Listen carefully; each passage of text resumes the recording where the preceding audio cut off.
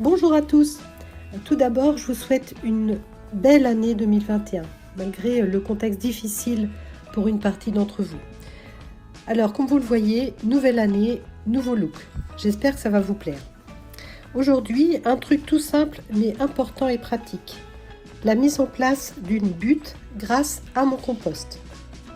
Alors aujourd'hui, on est le 5 janvier. Donc là, je vais vider mon compost vert là. Donc là, c'est des feuilles que j'ai mis à l'automne, mais en dessous, c'est du compost mûr. Et je vais constituer une butte. Donc je fais des voyages avec la brouette. Du coup, ma brouette est remplie. J'ai déjà fait un voyage. Et attends, sinon on va toucher sans me casser la figure. Voilà. Et donc là, j'ai déjà mis une couche. Là, il m'en reste. Donc en fait, on est entre les groseilliers. Donc la butte que j'ai fait cet automne, qui est toute neuve aussi, c'est celle-ci, mais elle a beaucoup de paille, mais il y a du compost en dessous. Ça, c'est celle que j'avais fait pour les pommes de terre et le potiron. Donc on voit qu'elle s'est quand même beaucoup affaissée. Donc là-dedans, normalement, j'ai planté des oignons. Et puis il reste, voilà, les physalis, ils ont un peu de mal avec le froid. Et puis là, j'ai mis un artichaut. Et là, ça c'est la butte où il y avait les courges. Et avant, il y avait les pommes de terre. Donc là, je pense que je vais mettre des échalotes quand j'enlèverai la paille. Bon, alors comme ça de commencer à devenir dur, de retirer le truc, il y a un coup de baguette magique et hop, le machin est vide. Et ben non. En fait, tout simplement, avec mon mari, on a bougé de droite et de gauche le coffre.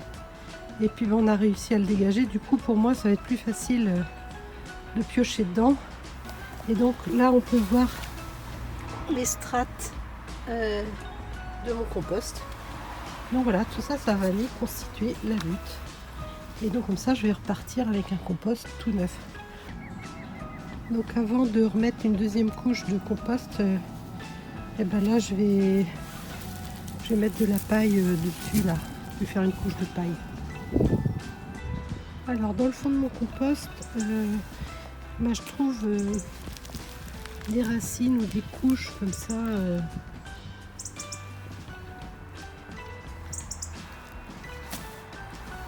Je pense que j'avais jamais été aussi profond dans mon compost. Alors, je sais pas d'où viennent ces racines. J'espère que c'est pas trop mauvais. Alors ça y est, je viens de repositionner mon bac à compost à sa place. Donc là, il est entièrement vide.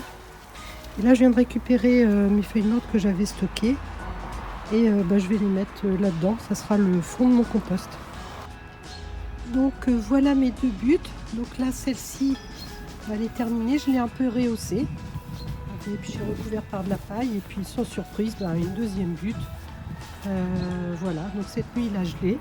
Mais bon, donc c'est pas très compliqué, hein, mais bon, voilà, c'était pour montrer et puis me rappeler comment j'avais constitué ma butte.